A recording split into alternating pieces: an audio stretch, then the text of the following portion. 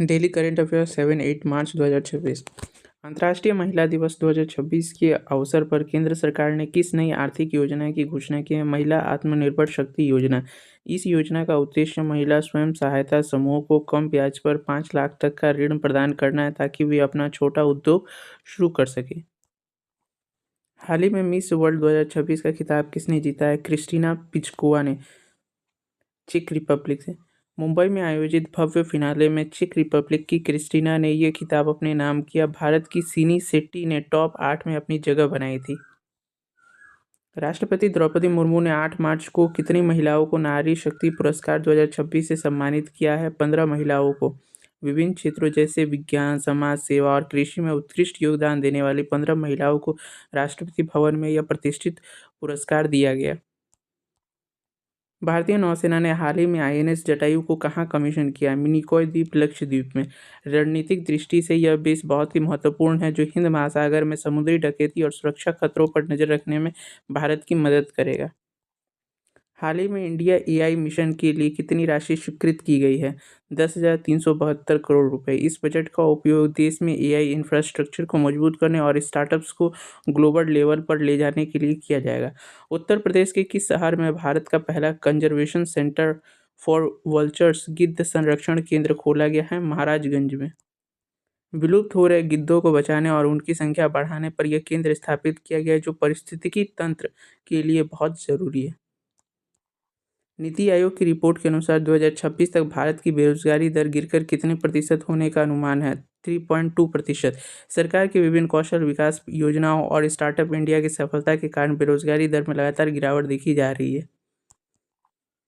हाल ही में सुधा मूर्ति को किस सदन के लिए राज्यसभा के रूप में मनोनीत किया गया है? राज्यसभा। लेखिका और समाज सेवी सुधा मूर्ति को राष्ट्रपति द्वारा उनके सामाजिक कार्यों के लिए सदन के उच्च सदन के लिए चुना गया है। किस देश ने हाल ही में दुनिया का सबसे बड़ा फ्लोटिंग सोलर फार्म, तैरता हुआ सोलर प्लांट शुरू किया है? इंडोनेशिया। इंडोनेशिया ने अपनी बिजली जरूरतों को पूरा करने के लिए कार्बन उत्सर्जन कम करने के लिए पानी की सतह पर यह विशाल सौर ऊर्जा प्लांट तैयार किया है।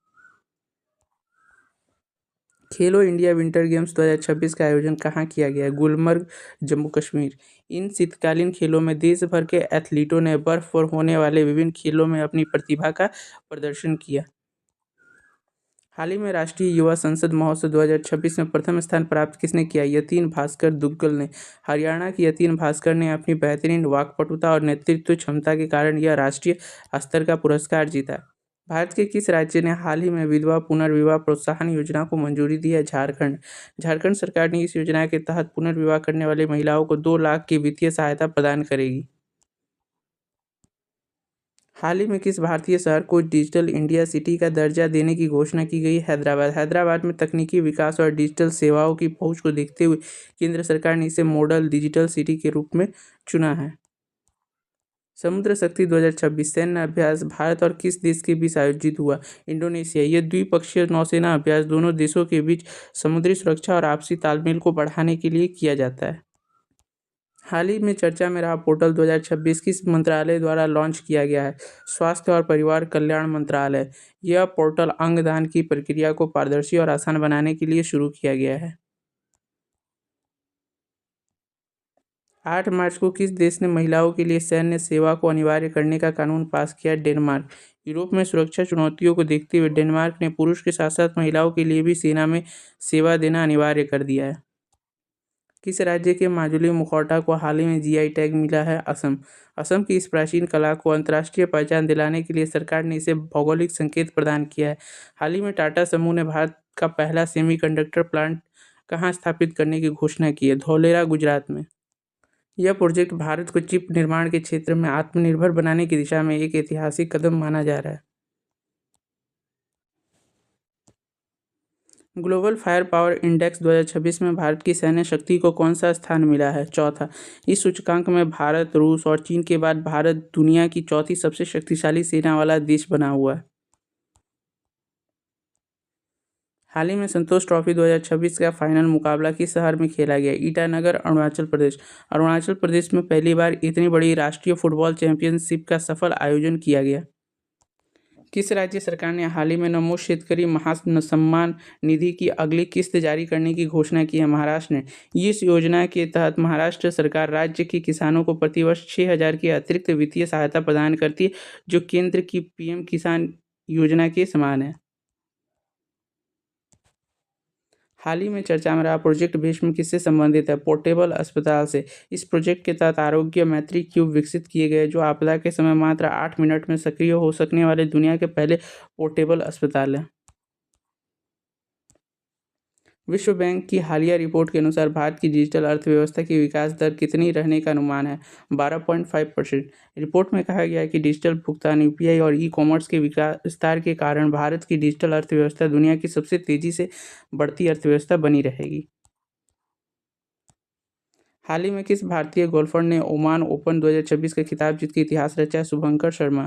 शुभंकर ने शानदार प्रदर्शन करते हुए अंतर्राष्ट्रीय गोल्फ टूर्नामेंट जीता, जिससे विश्व रैंकिंग में भारत की स्थिति और मजबूत हुई है। भारतीय मानक ब्यूरो ने किस शहर में भारत की पहली इलेक्ट्रिक वाहन सुरक्षा लैब स्थापित करने की घोषणा की है? पुणे।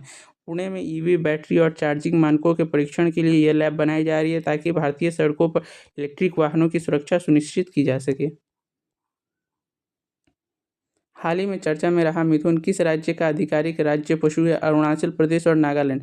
हाल ही में खाद्य सुरक्षा और मानक प्राधिकरण द्वारा इसे खाद्य पशु के रूप में मान्यता देने के बाद यह चर्चा में रहा। इससे पूर्वोत्तर राज्यों में इसकी कॉमर्शियल फार्मिंग बढ़ेगी। राष्ट्रीय युवा महोत्सव 2026 के समापन समारोह में किस राज्य को सर्वश्रेष्ठ सांस्कृतिक प्रदर्शन का पुरस्कार मिला? राजस्थान। राजस्थान के लोक कलाकारों ने अपनी पारंपरिक कला नृत्य के जरिए इस महोत्सव में शीर्ष स्थान प्राप्त किया। 8 मार्च को महिला दिवस के अवसर पर किस एयरलाइंस ने भारत की पहली पूरी तरह से महिला स्टाफ वाली अंतर्राष्ट्रीय उड़ान संचालित की है? Air India. दिल्ली से लंदन जाने वाली इस विशेष उड़ान के pilot, cabin crew, ground staff और डिस्पैचर्स सभी महिलाएं थीं। हाल ही में बॉर्डर रोड ऑर्गेनाइजेशन ने हिमाचल प्रदेश और लद्दाख से जुड़ने वाली किस नई सुरंग का निर्माण शुरू किया है? शिंकुला सुरंग। यह दुनिया की सबसे अधिक ऊंचाई 15,800 फीट पर स्थित सुरंग होगी, जो मनाली लेह मार्ग को सालों भर कनेक्टिविटी प्रदान करेगी। हाल ही में फार्मास्यूटिकल्स विभाग ने किस राज्य में भारत के दूसरे बल्क ड्रग पार्क का उद्घाटन किया है? गुजरात, भरूच। यह पार्क दवाओं के निर्माण में इस्तेमाल होने वाले कच्चे माल की आयात पर निर्भरता कम करेगा। इससे भारत को दुनिया की फार्मेसी के रूप में अपनी स्थिति मजबूत करने में मदद मिलेगी। राष्ट्रीय सुरक्षा परिषद के नए रणनीति सलाहकार के रूप में किसे नियुक्त किया गया है? राजेंद्र खन्ना। पूर्व रॉ प्रमुख राजेंद्र खन्ना को देश की आंतरिक और बाहरी सुरक्षा नीतियों को और बेहतर बनाने के लिए यह महत्वपूर्ण जिम्मेदारी सौंपी गई है। हाल ही में चर्चा में रही नारियल विकास बोर्ड की नई क्षेत्रीय लैब कहाँ स्थापित की गई? जूनागढ़, गुजरात। नारियल की खेती और उससे जुड़े उत्पादों की गुणवत्ता की जांच के लिए यह लैब बनाई गई है। यह पश्चिम भारत में नारियल किसानों के लिए बहुत ही मददगार साबित होगी। किस देश ने हाल ही में क्रूज मिसाइल के खिलाफ अपनी नई रक्षा प्रणाली आयरन बीम का सफल परीक्षण किया है? इजराइल। यह दुनिया की पहली लेजर आधारित मिसाइल रक्षा प्रणाली है। यह बहुत ही कम लागत में दुश्मन के ड्रोन, मिसाइल और मोटर को हवा में ही नष्ट करने की क्षमता रखती है। 8 मार्च को किस राज्य सरकार ने महिला सुरक्षा के लिए पिक कमांडो दस्ते को तैनात करने की घोषणा की है? उत्तर प्रदेश। योगी सरकार ने प्रमुख शहरों में महिलाओं की सुरक्षा और निगरानी के लिए प्रशिक्षित महिला पुलिसकर्मियों की इस विशेष यूनिट को तैनात करने का निर्णय लिया है। हाल ही में भारतीय सेना ने किस स्वदेशी हथियार प्रणाली को लद्दाख सीमा पर तैनात किया? प्रलय बैलिस्टिक मिसाइल। यह कम दूरी की 150 से 500 किलोमीटर सतह से सतह पर मार करने वाली मिसाइल है। यह मोबाइल लॉन्चर से दागी जा सकती है, जिससे सीमा पर भारत की जवाबी हमला करने की ताकत बढ़ गई है। विश्व स्वास्थ्य संगठन ने हाल ही में किस अफ्रीकी देश को मलेरिया मुक्त घोषित किया है? Cap world. Cap word Mauritius और अल्जीरिया के बाद मलेरिया मुक्त होने वाला तीसरा अफ्रीकी देश बन गया। यह वैश्विक स्वास्थ्य के क्षेत्र में एक बड़ी उपलब्धि है। हाल ही में डिजिटल इंडिया के तहत किस मंत्रालय ने ई संजीवनी पोर्टल के उन्नत उस संस्करण को लॉन्च किया? स्वास्थ्य और परिवार कल्याण मंत्रालय। इस पोर्टल के जरिए अब मरीज एआई आधारित लक्षणों की जांच और वीडियो कॉल के जरिए देश भर के विशेषज्ञों से मुफ्त परामर्श ले सकेंगे।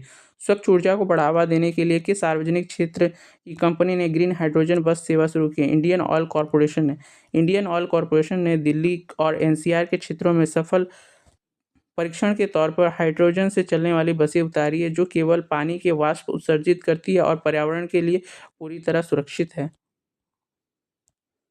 हाल ही में संपन्न हुए एशियन इंडोर एथलेटिक्स चैंपियनशिप 2026 में भारत ने कुल कितने पदक जीते हैं? 12 पदक। भारतीय एथलीटों ने तेहरान, ईरान में आयोजित इस प्रतियोगिता में 4 स्वर्ण, 5 रजत, 3 कांस्य पदक जीतकर अपनी सर्वश्रेष्ठ रैंकिंग हासिल की।